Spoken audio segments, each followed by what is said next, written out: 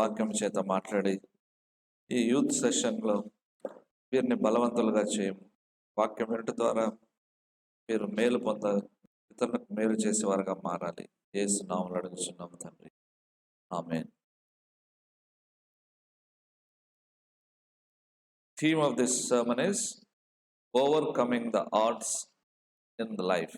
Overcoming the odds in life అంటే జీవితంలో కష్టాలను ఎలా జయించాలి, కష్టాలు అడ్డంకులు ఎలా జయించాలి.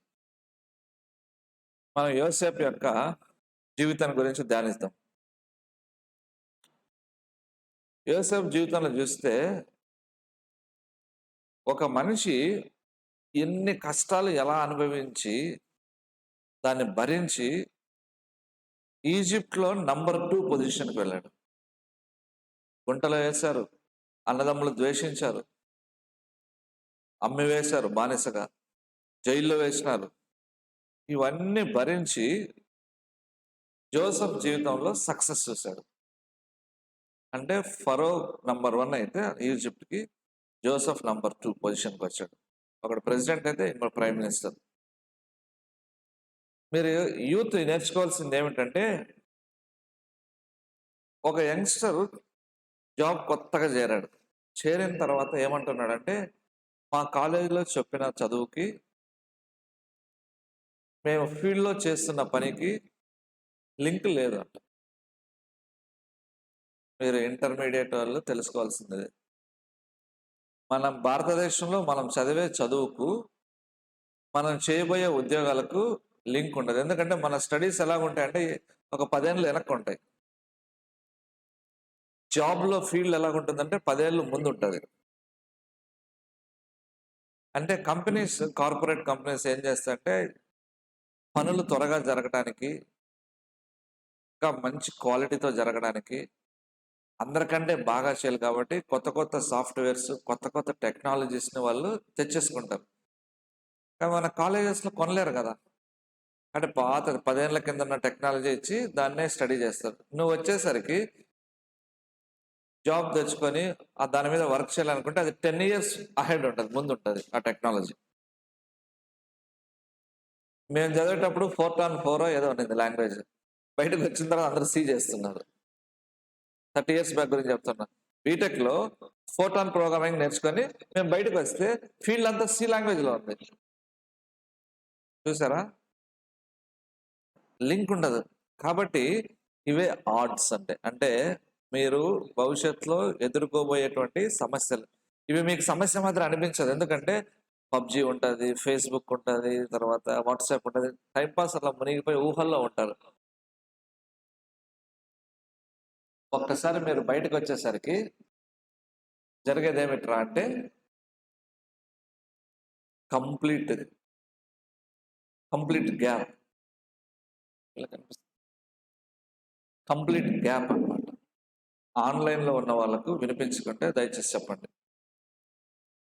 సో కంప్లీట్ గ్యాప్ వస్తుంది. అప్పుడు ఏమైపోతుంది, మీ అమ్మ మీ నాన్న మీ కొరకు 1,00,000 రూపాయలు అప్పటికే ఇన్వెస్ట్ చేసింటారు. ఇంకా మరలా ఒక 10-20 వేలు ఇన్వెస్ట్ చేసి కొత్త కోర్స్ నేర్చుకోవడానికి డబ్బులు లేవంటారు. 1,00,000 రూపాయలు వేస్ట్, చదివిన డిగ్రీ టైం వేస్ట్, ఉద్యోగాలు త్వరగా రాకపోతే ఏజ్ అయిపోతుంది. ఇంత పోరాటం ఉంటుంది. మరి భయపడాలా? అది ఇప్పుడు మనం డిస్కస్ చేసింది. పరిస్థితి ఎలాగుంది, భయపడాలా? ఏ దేశమైనా చూడండి, రాజకీయ నాయకులు ఎవరు కూడా అధికారంలో వచ్చే ముందు యువతకు మేము ఉద్యోగ అవకాశాలు కల్పిస్తాం, జాబ్ ఆపర్చునిటీస్ క్రియేట్ చేస్తామంటారు. ఎందుకు తెలుసా? భారతదేశంలో ఎక్కువ మంది యూత్ ఉన్నారు కాబట్టి వీళ్ళంతా ఓట్లు వేయాలంటే మీకు జాబ్స్ ఇస్తామంటారు. ఓట్లు వేస్తారు, గెలుస్తారు. ఇవ్వడానికి జాబ్స్ ఎక్కడున్నాయి? లేవు. సో ఇంత టఫ్ కాంపిటీషన్ ఉంది. ఎలా సర్వైవ్ అవుతారు, ఎలా గెలుస్తారు? ఇది మీరు ఆలోచించాలి. క్రిస్టియన్ బాయ్స్ గర్ల్స్ ఆలోచించాల్సింది. చర్చికి వచ్చి చప్పట్లు కొడితే ఉద్యోగాలు రావు, రిట్రీట్లో పాటలు పాడితే కూడా ఉద్యోగాలు రావు. ఇక్కడున్న ఇంతమంది మీరున్నారు, మీకు క్వశ్చన్, ఎంతమంది 5 గంటలకు లేస్తారు స్టూడెంట్స్ చెప్పండి? అయిపోయింది ఇంకా. ఉదయం 5 గంటలకు లేసే స్టూడెంట్ ఎంతమంది ఉన్నారు ఇక్కడ? ఒక్కదాని ఉన్నావు, ఒక్కటి. ఓన్లీ మా సిగ్గు పోకుండా ఒక్కదాని ఉన్నావు. ఎందుకు చెప్తున్నావు 5 o'clock లేయాలని? 5 o'clock లేస్తే నువ్వు స్టేట్ టాపర్ అవుతావా? కావు. 5 o'clock లేయడం అనేది ఏమిటంటే, ఒక రచయిత అన్నాడు, discipline starts from the bed అన్నాడు. Discipline starts from the bed అంటే నీ పడక దగ్గర నుంచి క్రమశిక్షణ స్టార్ట్ అవుతుంది. అంటే నువ్వు 5 గంటలకు లేచి కూర్చుంటున్నావు అంటే నువ్వు సెల్ఫ్ డిసిప్లిన్ ఉందని, క్రమశిక్షణ ఉంది. లైఫ్లో పైకి రావాలంటే సెల్ఫ్ డిసిప్లిన్ కావాలి, లేకపోతే ఏమీ సాధించలేవు. ప్రస్తుతం ఉన్న పరిస్థితి బహు భయంకరంగా ఉంది. సరే, ఏం జరిగిందంటే చూడండి, మనుషులు ఎలాగా జయించారో చెప్తాను. యూదులు హిట్లర్ చేత బాగా హింసించబడ్డారు. నాజీస్ అంటారు వాళ్ళని. కాన్సన్ట్రేషన్ క్యాంప్స్ శ్రమ పెట్టారు, బాగా శ్రమ పెడితే దాంట్లో ఒక వ్యక్తి ఉన్నాడు అనమాట, విక్టర్ ఫ్రాంక్ అని ఆయన పేరు. భయంకరమైన శ్రమలు భరించి బతికి, ఆయన డాక్టర్, సైకాలజిస్ట్. ఆయన డెత్ క్యాంప్స్ అంటారు అన్నమాట. ఆ క్యాంప్లో వేసేస్తే చచ్చిపోవాల్సిందే. తిండి పెట్టరు, రోగాలు వస్తే కూడా ఏమీ టాబ్లెట్స్ ఇవ్వరు, చావు అంటారు. ఎందుకంటే యూదులు అంటే నాజీస్కి ద్వేషం కాబట్టి, హిట్లర్ సైన్యానికి, జర్మనీకి. అలాంటి పరిస్థితులు తట్టుకొని ఆయన బయటకు వచ్చినాడు. అప్పుడు ఆయనను ప్రశ్న వేశారు, నువ్వు ఎలా భరించావు? ఇంత భయంకరమైనటువంటి శ్రమలు పెడుతున్నప్పుడు ఏమైపోతుందంటే కాన్ఫిడెన్స్ పోతుంది. మనకు జరిగేది అదే.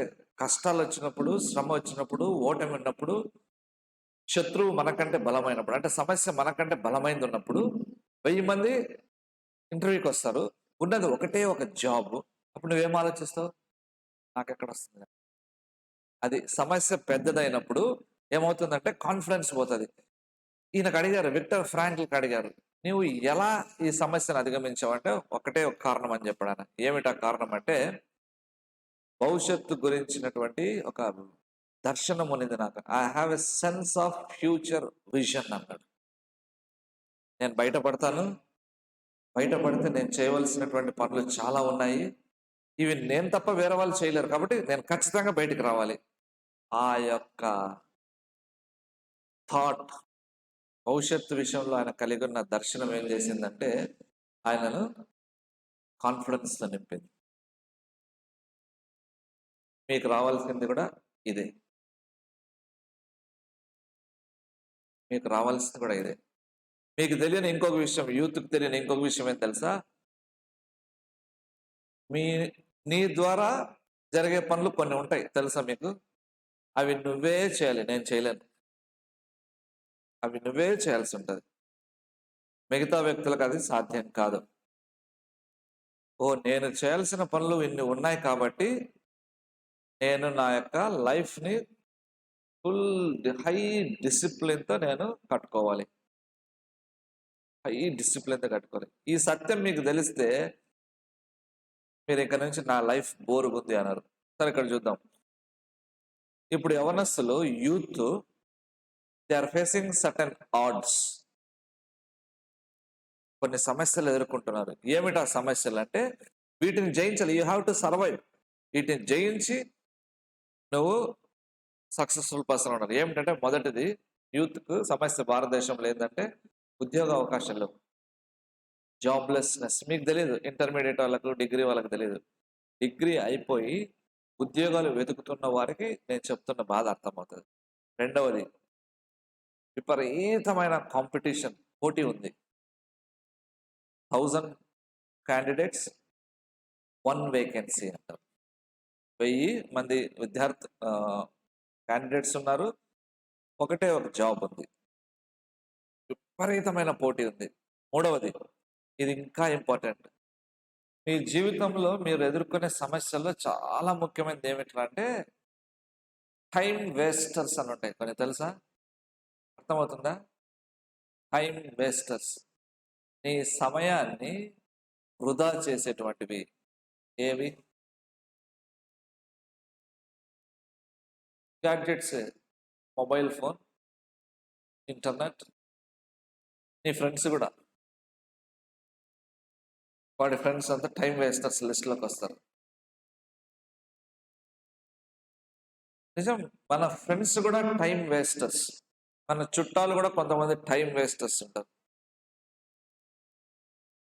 ఇది చాలా పెద్ద సమస్య. ఫ్రెండ్ని పొమ్మలేవు, ఎందుకంటే నీ ఫ్రెండ్ కాబట్టి. వాడే నీ కొంప ముంచుతాడు. చదువుకునే టైంలో వచ్చి రారా అంటాడు. ఇవి మీరు గుర్తించాలి. ఎక్కడ టైం వేస్ట్ అవుతుంది, నా కెరియర్ నేను బిల్డ్ చేసుకోవడానికి. చాలా ఇంపార్టెంట్. ఉద్యోగం వచ్చేంత వరకు కుక్క మాదిరి చదువు. ఉద్యోగం వచ్చిన తర్వాత నువ్వు సంతోషంగా ఉంటావు తెలుసా. ఉద్యోగం వచ్చేంత వరకు నీ సుఖాలన్నీ పక్కన పెట్టు. తిండి, నిద్ర, ఆహారము, సెల్ ఫోన్స్. పివి సింధుకు ఒలింపిక్స్లో బ్రాంజ్ మెడల్ వచ్చింది కదా బ్యాడ్మింటన్లో. ఆమె ఏం చెప్పిందంటే ఇంటర్వ్యూలో, 6 months 7 months వాళ్ళ కోచ్ లేక కొన్ని ఇయర్స్ సెల్ ఫోన్ వాడనివ్వలేదంట. మొబైల్ ఫోన్ వాడకూడదు, ఎందుకంటే నీకు గేమ్ నేర్చుకోవడానికి, ప్రాక్టీస్కి కాన్సన్ట్రేషన్ కావాలి కాబట్టి డోంట్ టచ్ మొబైల్ అని. నార్త్ ఇండియా అమ్మాయి నీట్లో టాప్ ర్యాంకర్ అయింది, ఫస్ట్ ర్యాంక్ వచ్చింది ఇండియా. ఆమెను ఇంటర్వ్యూ చేసినప్పుడు ఆమె చెప్పింది ఏంటంటే, అమ్మాయి 2 years మొబైల్ ఫోన్ వాడలేదంట. మొబైల్ ఫోన్ ఎప్పుడు వాడిందంటే డౌట్స్ వచ్చినప్పుడు వాళ్ళ లెక్చరర్స్తో మాట్లాడడానికి, ఫ్రెండ్స్తో మాట్లాడడానికి మాత్రమే వాడిందంట. 2 years she did not touch mobile. అందుకే ఆల్ ఇండియాలో టాప్ ర్యాంకర్. ఇవి టైం వేస్టర్స్. ఇది కానీ మీరు గుర్తించుకోకపోతే, నేను వచ్చి మళ్ళీ నెక్స్ట్ ఇయర్ ఎత్తుక్కోవాలి ఎక్కడున్నాడు వీడని. పెట్రోల్ బంక్లో పంపు నీళ్ళు పోస్తున్నాడా, లేకపోతే గాంధీ బొమ్మ దగ్గర గాలికి తిరుగుతున్నాడా అని. 4th క్వశ్చన్, ఇది ఇంకా ఇంపార్టెంట్. ఒకదాని తర్వాత ఒకటి important. Lack of focus in your life. నీ జీవితంలో ఫోకస్ అంటే ఏమిటి? టార్చ్ లైట్ వేస్తే దాని ఫోకస్ కాంతి అంతా ఒక చోట పడుతుంది. నువ్వు ఎక్కడికి వెళ్తున్నావు అక్కడ ఉండాలి ఫోకస్. నువ్వు నేరుగా పోతుంటే సైడ్లో వేసుకొని పోతావు టార్చ్ ఇట్లా. మన పిల్లలు అలాగే ఉన్నారు. నడుస్తుందేమో స్ట్రైట్గా, వాళ్ళ ఫోకస్ ఇక్కడ ఉంటుంది అనమాట. సుప్రీత్ ఫుల్ ఏం చేస్తున్నాడు, టూరిజం డెవలప్మెంట్ చదువుతున్నాడు, స్ట్రైట్గా సెంట్రల్ యూనివర్సిటీకి పోతున్నాడు. కానీ కాళ్ళు సెంట్రల్ యూనివర్సిటీకి పోతున్నాడు, కానీ చూపు అంతా వాళ్ళ ఫ్రెండ్స్ అనమాట. 1 2 3 4. అది ఫోకస్ లెస్ లైఫ్. నువ్వు ఏమి కావాలనుకుంటున్నావు ఫస్ట్ థింగ్. తర్వాత చెప్తా యేసుప్రభు గురించి, తర్వాత చెప్తాం ఆయన ఎలా సహాయం చేస్తాడు. నువ్వు ఏమి కావాలనుకుంటున్నావు నీ జీవితంలో ఫస్ట్ థింగ్. అది సాధించడానికి ఏమి చేయాలి సెకండ్ థింగ్. దాన్ని సాధించడానికి ఎంత వెల చెల్లించాలి థర్డ్ థింగ్. దీన్ని సాధించడానికి ఎవరి సహాయం తీసుకోవాలి. ఇవి ఫోకస్. ఎగ్జాంపుల్, నీవు ఐఏఎస్ రాయాలనుకుంటున్నావు, సివిల్స్ రాయాలనుకుంటున్నావు. నా రూమ్మేట్ బెంగళూరులో వాళ్ళ అన్న ఇజ్రాయెల్ దేశానికి అంబాసిడర్గా పోయాడు. హైదరాబాద్లో పాస్పోర్ట్ ఆఫీసర్ కూడా, అంటే head of the SP Balasubrahmanyam, Chiranjeevi phone చేసాడు. ఒకసారి తెలియక వీడు ఫోన్ ఎత్తున్నాడు. ఏంటంటే, సార్ నేను ఎస్పి బాలసుబ్రహ్మణ్యం అన్నాడు. ఎవడో జోక్ వేస్తున్నాడేమో అనుకున్నాడు. వీడికి అర్థం కాల. ఇంకొద్దిసేపు తర్వాత చిరంజీవి వాళ్ళ ఇంటికి ఫంక్షన్ పిలిచాడు. ఏందన్నా అంటే, నిజంగా ఎస్పి బాలసుబ్రహ్మణ్యం రా, ఆడికి పాస్పోర్ట్ కావాలంట, అందుకే ఫోన్ చేశాడంట. ఆయన గురించి హైదరాబాద్లో చదువుకుంటున్నప్పుడు వాళ్ళ మెస్ ఓనర్ సాక్ష్యం ఇచ్చింది. ఏమంటే, ఈయన మేము మెస్ మూసేసి లైట్లన్నీ ఆపేసిన తర్వాత చల్లగా అన్నం వచ్చి తినిపోయేవాడు. ఎప్పుడు తినిస్తాడో ఎప్పుడు పోతాడో మాకు తెలియదు. టైం వేస్ట్ అవుతుందని మెస్ కింద ఉంటే రూమ్ పైన తీసుకున్నాడు అంట. చూసారా, ఫోకస్ అంటారు దాన్నే. జీవితంలో గురి కలిగి ఉండడం అంటే ప్రతి చిన్న విషయాన్ని కూడా పట్టించుకోవడం. నడిచిపోతే టైం వేస్ట్ అవుతుంది అని మెస్ కింద ఉంటే దానిపైన రూమ్స్ బాడీకి ఇస్తుంటే ఆ రూమ్లో ఉండిపోయాను. 10 గంటలకు 11 12 గంటలకు కూడా నైట్ వచ్చి వాళ్ళు అన్నం పెట్టేసి ఉంటారు, తినేసి వెళ్ళిపోతాడు. ఐఎఫ్ఎస్లో వచ్చింది, ఐఏఎస్ రాలేదు కానీ ఇండియన్ ఫారిన్ సర్వీస్లో వచ్చింది. మన్మోహన్ సింగ్ ప్రధానమంత్రిగా ఉన్నప్పుడు పర్సనల్గా తెలుసు, ఏమయ్యా బలభాస్కర్ అనేవాడు. అంటే అంత ఎఫిషియంట్ ఆఫీసర్ అన్నమాట. లైఫ్లో ఫోకస్ ఉంది. మీకు ఎప్పుడన్నా అట్లా ఐడియా వస్తుందా? నడిస్తే కూడా టైం వేస్ట్ అవుతుంది కాబట్టి ఆ టైం నేను సేవ్ చేసుకోవాలంటే దగ్గరగా ఉండాలని. పైకి వచ్చే వాళ్ళు ఇలా ఉంటారు. ఒక క్రిస్టియన్ కూడా ఇలాగ జీవించవచ్చు. యేసు ప్రభువుని నమ్మిన వాడు కూడా ఇలాగ జీవించవచ్చు. జిమ్ ఎలియట్ అనేటువంటి ఒక భక్తుడు హతసాక్షి అవుతాడు. దేవుని సేవకు నేను వెళ్ళాలి అని చదువుకునే టైంలో బాడీని ఫిట్గా పెట్టుకునేవాడు. ఎక్సర్సైజ్ చేయడం, పరిగెత్తడం, గేమ్స్ ఆడడం, స్పోర్ట్స్ ఆడడం. దేవుని సేవకు వెళ్ళాలి కాబట్టి బాడీని ఫుల్గా పెట్టుకున్నాడు. అంటే ఏ వాతావరణంలో అయినా కూడా నా శరీరము సిక్ అవ్వకూడదని ట్రైన్ చేసుకున్నాడు. అది ఫోకస్ అంటారు మిషనరీగా వెళ్ళడానికి. ఐదవది సమస్య ఏంటంటే ఫ్రస్ట్రేషన్స్. నువ్వు అనుకున్నది సాధించకపోయినప్పుడు, అనుకున్న కాలేజీలో సీట్ రానప్పుడు, అనుకున్నటువంటి కోర్సు నువ్వు పొందనప్పుడు, అనుకున్నటువంటి ఫ్రెండ్స్ నీకు లేనప్పుడు నీకు నిస్పృహ వస్తుంది, నేనేం సాధించలేనని. దీన్ని కూడా జయించాల్సి ఉంటుంది. ఫిఫ్త్ వన్ చివరిది ఏమిటంటే ఆరవది ల్యాక్ ఆఫ్ కాన్ఫిడెన్స్. ఇది లేకపోతే పై చెప్పిన అన్ని వేస్ట్. నీ మీద నీకు నమ్మకం లేకపోతే పైన చెప్పినవి ఏవి సాధించలేవు. ఒక సేయింగ్ ఉంది, aim for the moon at least you will reach the stars అని. చందమామకు గురిపెట్టు, కనీసం నక్షత్రాల దగ్గరకైనా వెళ్తావని. కాబట్టి యేసుప్రభు నీకు సహాయం చేస్తాడు. నీ గురించి ప్రార్థన చేసే వాళ్ళు ఉన్నారు. నీ మీద నీకు నమ్మకం కలగాలి. నెక్స్ట్, వీటన్నిటికీ పరిష్కారం చెప్పమంటారా? ఇవన్నీ జయించాలంటే ఫస్ట్దేమో సెల్ఫ్ కాన్ఫిడెన్స్, అంటే డిసిప్లిన్. మన నిద్ర కంట్రోల్లో ఉండాలి, మన మాటలు కంట్రోల్లో ఉండాలి, మన ఫ్రెండ్స్తో ఎప్పుడు మాట్లాడాలి అది కంట్రోల్లో ఉండాలి, మొబైల్ ఎంతసేపు చూడాలి, ఏమి చూడాలి కంట్రోల్లో ఉండాలి, ఏమి తిండి తినాలో కంట్రోల్లో ఉండాలి, ఎంత చదవాలో అది కూడా మనకు కంట్రోల్లో ఉండాలి. Self discipline. రెండవది చాలా ఇంపార్టెంట్, నీకు ఫెయిల్యూర్స్ వచ్చినప్పుడు, కాంపిటీషన్ ఎక్కువైనప్పుడు, పోటీ ఎక్కువైనప్పుడు పాజిటివ్ యాటిట్యూడ్ ఉండాలి. పాజిటివ్ యాటిట్యూడ్ అంటే ఓటమిని అంగీకరించకుండా ఆ ఓటమి నుంచి కొత్త పాఠాలు నేర్చుకొని ముందుకు వెళ్ళడం. అర్థమవుతుందా? ఓటమిని అంగీకరించకుండా ఆ ఓటమి నుండి కొత్త పాఠాలు నేర్చుకొని ముందుకు వెళ్ళడం. థామస్ ఆల్వా ఎడిసన్, ఐన్స్టీన్, వీళ్ళు ఎదవాలని చెప్పి తరిమేశారంట బయటికి. తెలుసా? వీళ్ళు ఎదవలు పనికిరారని. ఐన్స్టీన్ యొక్క ఈక్వేషన్ E=mc², ఎనర్జీ ఈక్వేషన్ ప్రకంపనలు సృష్టిస్తుంది. దానివల్ల థామస్ ఆల్వా ఎడిసన్ చాలా కనిపెట్టాడు. మనకు ఒక్కటే తెలుసు, బల్బు. చాలా కనిపెట్టాడు ఆయన. వీళ్ళెవరంటే చదువు రాదు అని ముద్రపడిన వాళ్ళు, నేర్చుకోవడానికి వీరికి చేత కాదు అని ముద్రపడిన వాళ్ళు అన్నమాట. పాజిటివ్ యాటిట్యూడ్ అంటే నువ్వు ఏ ఏరియాస్లో అయితే ఫెయిల్ అవుతావో లేక వీక్గా ఉంటావో, ఎక్కడైతే వాటి విషయంలో నేర్చుకొని జయం చూడాల్సింది. నేర్చుకొని జయం చూడాలి. ఎలాగంటావు? ఎంట్రన్స్ రాస్తుంటారు, ఫిజిక్స్, మ్యాథ్స్, కెమిస్ట్రీ, బయాలజీ. నీకు ఫిజిక్స్ రాదు కానీ బయాలజీ ఉంది, కెమిస్ట్రీ ఉంది, దాంట్లో స్కోర్ చేయొచ్చు కదా. అదే పాజిటివ్ యాటిట్యూడ్. ఎంతసేపు ఫిజిక్స్ రాదు అని భయపడడం కంటే వచ్చిన మిగతా సబ్జెక్ట్స్ మీద హై స్కోరింగ్ చేయొచ్చు కదా. అదే సమస్యల్లో పాజిటివ్ యాటిట్యూడ్. మా కాలేజ్ ఏమీ బాగలేదు, మా నాన్న చెత్త కాలేజీలో చేర్చాడు నువ్వు అనుకుంటున్నావు. పాజిటివ్ యాటిట్యూడ్ అంటే అసలు నన్ను అడిగితే కాలేజీ అవసరం లేదు. ఇప్పుడు ఇంటర్నెట్లో పోతే అంత మెటీరియల్ వస్తుంది. నీకు కావాల్సిందల్లా self discipline, positive attitude, Jesus Christ. ఇంట్లో కూర్చొని చదువుతాం. సరే, పాజిటివ్ యాటిట్యూడ్ అంటే అనుకూలమైనటువంటి దృక్పథం. సమస్యల పట్ల అనుకూల అంటే ఏమిట్రా అంటే సమస్యల విషయంలో, అంటే ఆయన భవిష్యత్తు గురించి నేర్చుకోవడానికి ఇప్పుడే వస్తున్నాడు, 2 yearsలోనే. సమస్యల విషయంలో నువ్వు ఎలా ప్రతిస్పందిస్తావు? అనుకూలంగా స్పందిస్తావా?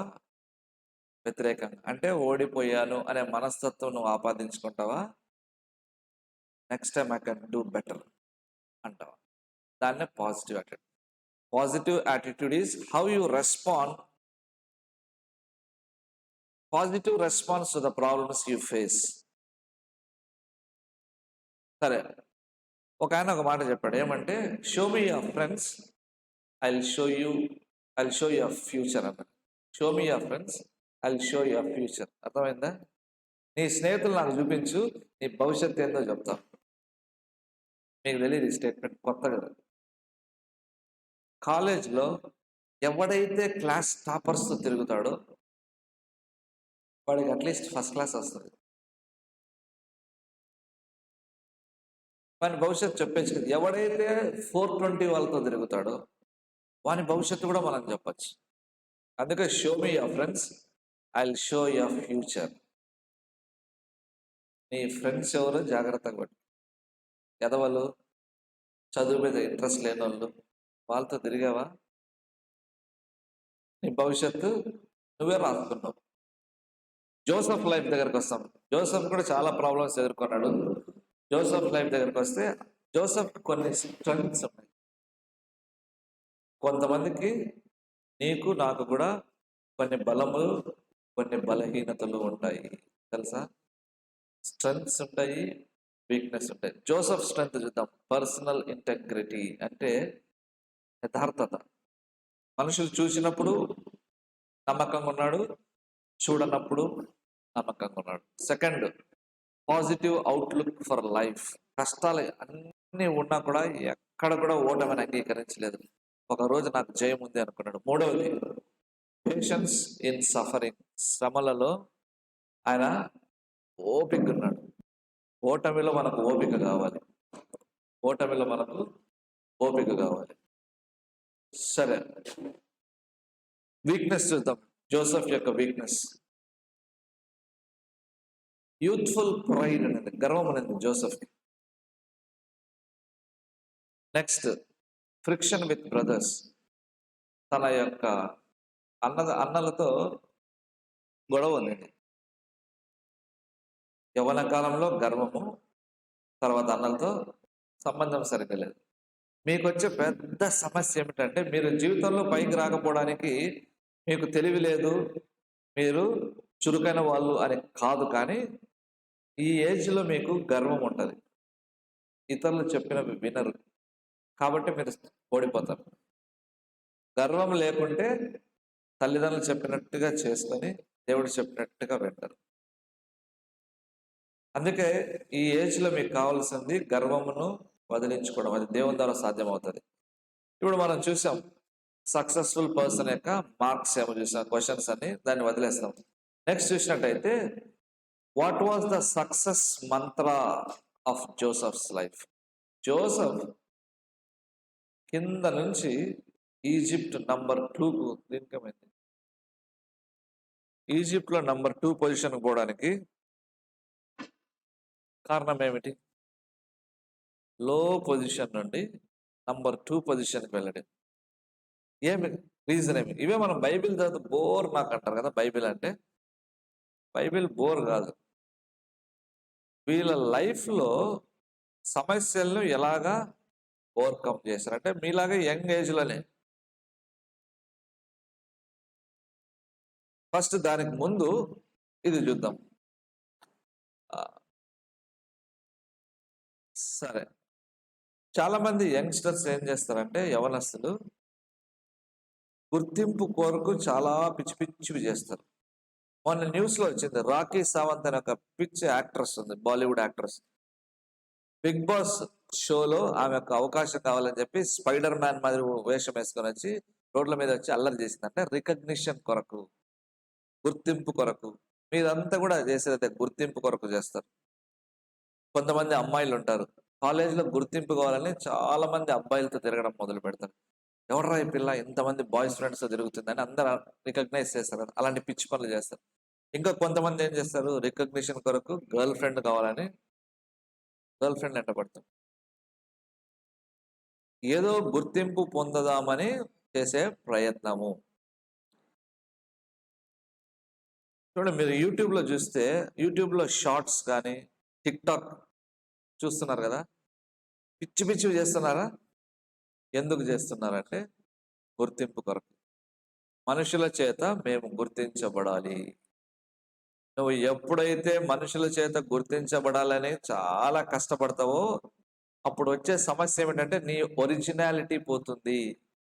దేవుడు నిన్ను ఎలా సృష్టించాడో, ఏమి చేయాలనుకున్నాడో, నువ్వు ఎలా ఉండాలనుకున్నాడో అవన్నీ మారిపోతాయి. Michael Jackson top king of the pop music. వాడు నల్లోడు, ప్లాస్టిక్ సర్జరీ చేసుకున్న శరీరాన్ని అంతా మార్చుకున్నాడు తెల్లగా, లాస్ట్గా ముక్కు కూడా పోయింది. అంటే దేవుడు ఇచ్చినటువంటి ఒరిజినాలిటీని ఏం చేశారు? పోగొట్టుకుంటావు. నువ్వు ఎప్పుడైతే గుర్తింపు కొరకు ప్రయాసపడతావో, I want somebody to recognise me, I want somebody to talk to me, లేకపోతే నా టాలెంట్స్ ఎవరైనా తెలుసుకోవాలి, దీని కొరకు ఎప్పుడైతే నువ్వు కష్టపడతావో నీకు టెన్షన్ వస్తుంది లైఫ్లో. ఎందుకంటే అవతల వారి గుర్తింపు కొరకు నువ్వు బ్రతకడం ప్రారంభిస్తావు. నీ అంతటి నువ్వు జీవించవు, అవతల వారి కొరకు జీవించడం మొదలు పెడతావు. నా జుట్టు బాగుందా, ఇది మ్యాచ్ అవ్వలేదు కదా, కాలేజీలో ఏమన్నా అనుకుంటారేమో, ఎవడన్నా ఏమనుకుంటే ఏమి. సో కాబట్టి మ్యాచింగ్ అయ్యే దాని కొరకు మీ అమ్మ మీ నాన్న విసిగించి డబ్బులు పెట్టించి కష్టపడి కొనుక్కొని పోతావు. ఇది గుర్తింపు కొరకు, ఇతరుల ప్రాపకం కొరకు, ఇతరుల మెప్పు కొరకు ప్రయాసపడుతుంటే మన ఒరిజినాలిటీ పోతుంది.